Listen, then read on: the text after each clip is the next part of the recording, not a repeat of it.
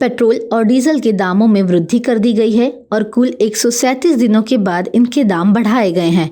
मंगलवार से दिल्ली में 1 लीटर पेट्रोल की कीमत 96.21 रुपये हो गई है, जबकि डीजल 87.47 रुपये प्रति लीटर मिलेगा।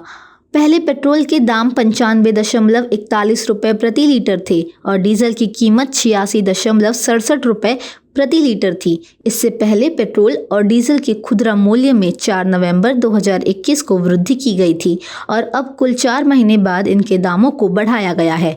दिल्ली में पेट्रोल और डीजल खुदरा कीमत में 80 पैसे की वृद्धि हो गई है। दिल्ली में 1 दिसंबर 2021 के बाद इनके दामों में यह पहला मूल्य संशोधन है। मुंबई में 1 लीटर डीजल की कीमत 95 रुपये हो गई है, जबकि 1 लीटर पेट्रोल 110.82 रुपये में मिलेगा। यूक्रेन रूस युद्ध पर भारत का जो रुख है उसके प्रति अमेरिकी राष्ट्रपति जो बाइडेन ने नाराजगी जताई है। सोमवार को अमेरिकी राष्ट्रपति जो बाइडेन ने कहा कि यूक्रेन पर रूस के हमले पर भारत का रुख कुछ हद तक अस्थिर रहा है। साथ ही बाइडेन ने रूस के राष्ट्रपति व्लादिमीर पुतिन के खिलाफ संयुक्त मोर्चे के लिए नाटो, यूरोपियन संघ और प्रमुख एशिया भागीदारों सहित अमेरिका के नेतृत्व वाले गठबंधन की सराहना की और कहा कि नाटो इससे पहले कभी भी इतना ताकतवर और एकजुट नहीं रहा जितना वह आज है। वॉशिंगटन में अमेरिकी व्यापार जगत के नेताओं की बैठक को संबोधित करते हुए बाइडेन ने कहा कि पूरे नाटो और प्रशांत क्षेत्र के एक संयुक्त मोर्चा था। जो बाइडेन ने कहा कि क्वाड सहयोगियों यानी क्वाड कंट्रीज में संभावित अपवाद के साथ भारत इसमें से कुछ पर अस्थिर है, लेकिन जापान और ऑस्ट्रेलिया बेहद मजबूत रहे हैं। पाकिस्तान में सियासी पारा हाई हो चुका है।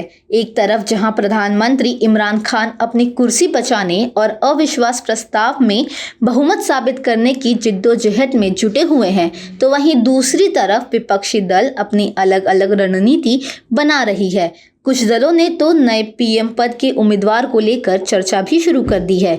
इसी कड़ी में सबसे पहले पाकिस्तान मुस्लिम लीग नवाज PMLN ने अपने पीएम उम्मीदवार की घोषणा कर दी है।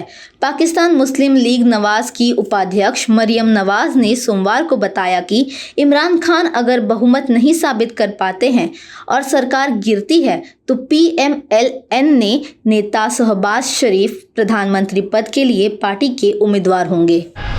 देश के राष्ट्रपति रामनाथ कोविंद ने बीते दिन कांग्रेस के दिग्गज नेता गुलाम नबी आज़ाद को पद्म भूषण पुरस्कार से सम्मानित किया है।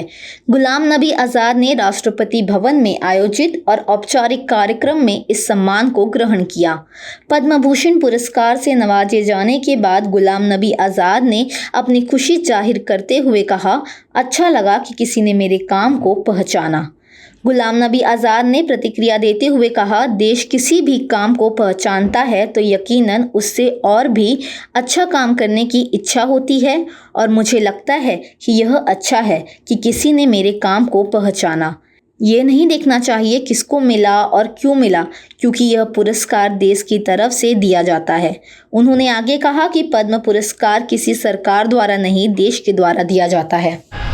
कश्मीरी पंडितों के पलायन पर बनी film the Kashmir files in दिनों काफ़ी चर्चे में है। एक तरफ जहां कई लोग इस फिल्म को बैन करने की मांग कर रहे हैं, तो वहीं लगभग 9 राज्यों में इसे टैक्स फ्री कर दिया गया है। इसी क्रम में कांग्रेस के नेता अधीर रंजन चौधरी ने बीते सोमवार को लोकसभा में कश्मीरी पंडितों के पलायन के खिलाफ आवाज़ उठाई। उन्होंने साल 1990 में हुए पलायन पर बीजेपी को घेरते हुए कहा, जब कश्मीरी पंडित अपने घर छोड़ने पर मजबूर हो गए थे, तब तत्कालीन विपक्ष नेता राजीव गांधी ने तत्कालीन VP सिंह सरकार से आग्रह किया था कि वह कश्मीर में रहने वाले पंडितों और सिखों पर किए जा रहे अत्याचारों को रोके।